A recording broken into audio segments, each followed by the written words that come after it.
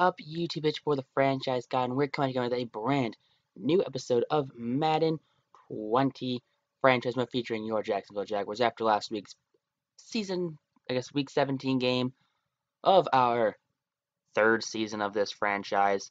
See Josh Allen, player of the week for the defense, had 5 sacks, 9 tackles. Here's some end of the season upgrades. Chase Vinatieri's upgrade to a 74 overall. Jake Fromm's unlocked himself a skill point upgrade. Just gonna throw that straight into strong arm because hey, Jake Fromm's a gunslinger. Dude needs to have a cannon for an arm. So look at that break sack goes up. It's pretty awesome. Creed Humphrey, our starting center right here, he's got a +3 to morale.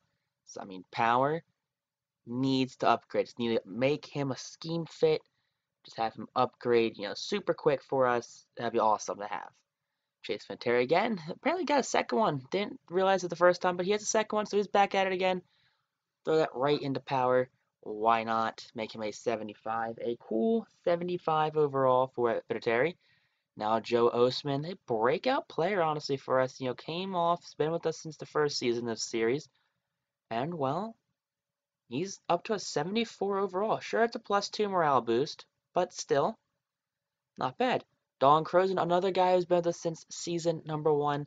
63 overall. Has kind of bounced around from halfback to fullback. It's like a 50-something overall halfback, but 63 overall with the +1 morale for the fullback. Nate Landman. Remember when he started off as like a normal dev trait, and then he got back-to-back upgrades and back-to-back weeks, and he just broke out? Yeah, Nate Landman. I mean, Kenny Willekes used to be the captain of the linebacking core because he was the highest overall linebacker. But then Nate Landman, oh my Lanta, just blew up. Leon O'Neal, 65 overall, no dev trait, gonna get an upgrade here to start into zone. It's pretty awesome right there. I mean, 66 overall, depth safety, not bad at all, frankly. I'm enjoying having these depth guys, but MVP goes to Josh Allen for the 15-1 Jaguars. Wilson, Lamar Jackson, Patty Mahomes, Cam, the other Josh Allen, famous Jameis, Trevor Lawrence, Kirk Cousins, and Derek King. While behind him, Matt Hedrick is Coach of the Year at 15-1, followed by Ron Rivera. Okay, I'm not going to show who the hell those people were. Offensive Player of the Year does go to Lamar Jackson, though. Dual threat quarterback, 94 overall. Patty Mahomes, Josh Allen. Kirk Cousins, strange one, but Jake Fromm's number 5. Okay, not bad. Andrew Luck at 6 and 10 number 6. Got Fields, Travis Etienne for your Jaguars, and former Jaguar Nick Foles. Josh Allen, of course, Defensive Player of the Year, followed up by Joe Osman, Von Miller, Baxter, Clowney, Leonard, Mosley, Bush, and McMillan follow behind them. Justin Fields is Offensive Rookie of the Year. Not sure if we had anyone who qualified for Offensive Rookie of the Year. Komet was up there for the Chargers. Chase Cota somehow got 8th. Don't think he even really did much, but good for Chase. Defensive Rookie of the Year. We had to have had someone, right? We've had maybe at least one defensive player, hopefully. I mean, yeah, Jordan Davis, okay, defensive end prospect right there. Bit of a bust, didn't do much, but he came somehow in 6th. Best QB was Lamar, followed right behind by Jake Fromm. Kirk Cousins again, top 3 QB in the AFC. Very strange to see. Like, I'm not used to Kirk Cousins being that good, frankly. Travis Etienne, of course, best running back, had 1,600 some odd yards, if not a little more, a little less. I think we'll get into that later in the episode on how many yards Etienne actually did end up the season with. Jerry Jeudy, of course, best wide receiver, just blew up after AB went down, so good to see. Nelson Aguilar now with the actual Raiders in real life, but he's a top 10 receiver with the Broncos. Okay. Trent Williams is best O-line, got a pretty big bidding war for Williams, but hey, money well spent right there. You gotta love that stuff.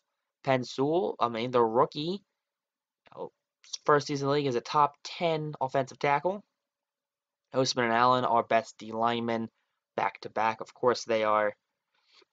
Anyone else off this defense? And unfortunately, no. I mean, Brian was a former Jaguar. Any linebackers? I'm thinking maybe Landman at best would be a top linebacker. No Lambin actually. So no best linebackers right there for these Jaguars team. Kind of surprised. Best DB, Denzel Ward, Trey Young. There's Christian Fulton out of LSU. Top 3 in the league. I mean, as in the AFC, he's a top 3.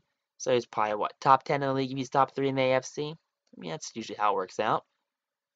Robert Aguero is a top kicker. Wasn't he kicked out of the NFL for not knowing how to kick anymore?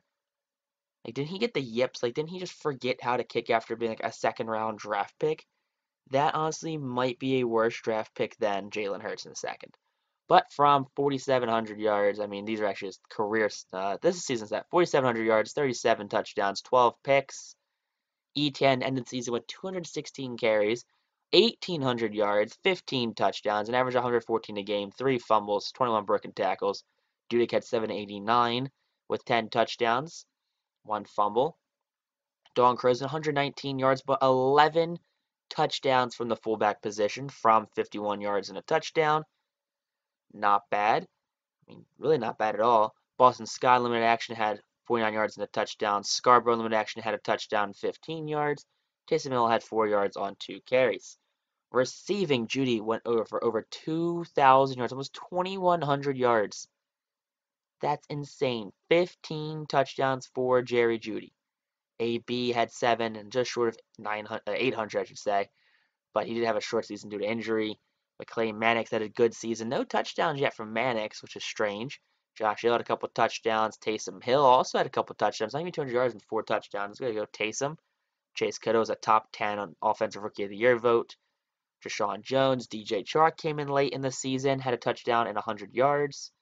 I mean, Etienne and McCoy, not much of the passing game. But sacks allowed. Penn Sewell had the most sacks on the team, tied with Creed Humphrey with 9. They both played 190 odd snaps. Sills, I should say, allowed 8. Williams allowed 7. Runyon allowed 6. And those are the only players that allowed sacks on the team. Defense was led by Josh Allen with 98 tackles, 60 sacks. What an insane stat line that is right there. 60 sacks. Nate Landman second with 66 tackles. But Josh Allen, 60 sacks. Joey Osman had 27.5 sacks. Okay. Didn't realize how dominating Jordan Davis was, but Davis actually had 7 sacks as a rookie. So kind of surprised by that. Willikis had 3.5 sacks. That's a pretty good season. Eric Weddle had 3 sacks from the safety position. Landman had 2.5 sacks from the middle linebacker spot. Third, Armbrister had 2 sacks, while Naquan Jones had a sack and a half. David Reese had a sack and an interception. Terrell Lewis had a sack right there. Sidney Jones had 2 picks. Christian Fulton had 5 interceptions. I mean, not bad production by our defense. Even Crayvon LeBlanc got involved, has an interception right there. I mean, tackles just not super high on tackles for some reason. Leo Lewis got in there for had a couple tackles. Vinatieri was 13 for 50 for 86% field goal. I mean, Long was 54 and 94% from extra point. Had 85 extra point attempts. No punting. 19 punts on the season only. 976 yards. I mean, that's insane. Only punted 19 times in the entire season. Kick return, ETN had over 1,000 yards, 1,200 yards to be specific, and kick return yards. He had what? A touchdown, 1,253, 45 attempts. I mean, that's pretty baller right there. You have to think no one else had over 50. Punt returns. Travis Etienne again had almost 1,000 yards in punt return yards, 2 touchdowns, 890, 55 returns. Passing on the league right here, Jake Fromm led the league in passing yards. Passing touchdowns led by Lamar Jackson. Fromm was in 3rd place right there. Interceptions was led by Justin Herbert with 18. And Jake Fromm was right behind Tua Tagovailoa and right above Sam Darnold. Rushing. Ooh, that's a closer race than I thought right there. 300 yards ahead of Zeke. 400 yards ahead of McCaffrey. All these 1,000-yard rushers. So many 1,000-yard rushers. And all these 800, 700-yard rushers. There's a ton of rushers right there. Zane Dudek in there. You gotta love seeing stuff like that right there. Just the amount of people rushing the ball. Look at that. That's insane. ETN, of course, led the running backs in touchdowns, followed by James Conner and Austin Eckler. I mean, only 2 more than second, but Dalton Crow's right there at 11. Zane Duke has 10 right here ahead of Darius Geis, who's a starting running back. Okay, it's pretty cool. Jerry Jeudy ran away with the receiving yards this year, almost 900 more than the closest competitor. 15 touchdowns, not a bad seasonal. Average 25.8 yards a catch. I mean, 15 touchdowns is at least tied with Cam Meredith right there. It's not the worst. I mean, Terrell Crosby, the worst offensive lineman in the league, hands down. Let's see, do we even come up? I mean, Isaac Sam Molly was up there. Laremy Tunsil, who's actually really good. There's Creed Humphrey, though. And there's Penn Sewell, so a little unfortunate they're ranked so, I guess, highly in sacks allowed. Jerome Baker ran away with tackles, 127. Josh Allen ran away with sacks with 60. I mean, next closest was, what, 4 times less than him? Interceptions, Denzel Ward led the league with 7. It's pretty good. Let's see, Greg Zoe 14 for 14. Robert Aguayo was up there. Robbie Gould was up there. I mean, look at all these, high averages. Chase Viteri, there's Chase. There's also a lot of players who just didn't kick a lot of field goals for whatever reason. Hecker, 30, was that, I mean, look at that. 3,700 yards, something like that. But Townsend, the lowest amount of punting yards with less than 1,000.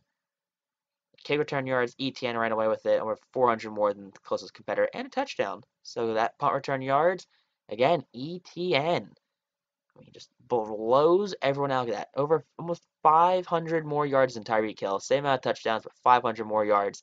You love to see stuff like that happen. I mean, just a great explosive player ETN is. Matt Hedrick in his career moves to 25 and 20 for a 556 win percentage. So now he's officially above 500. He's a winning coach now. 2 winning seasons, which is good, and a playoff loss. So not bad at all after going 0-16 in his first season with the Jaguars. And Pete Carroll retires, actually. So that's quite unfortunate, really. And it's a very somber way to end this episode off. But if you guys did enjoy this episode, make sure you guys like, comment, subscribe. If you guys want to watch us stream daily or weekly content, I should say, sure, every Monday, Tuesday, Wednesday from 10 p.m. Eastern to 1 a.m. Eastern. If you guys need any custom artwork done, check out Mike McPuff at MikeMcPuff.com. Link is in the description down below. I mean, he's got coloring books. We're in quarantine. Help a brother out. Fun text on YouTube. Peace out, rock on, and stay super classy, I guess.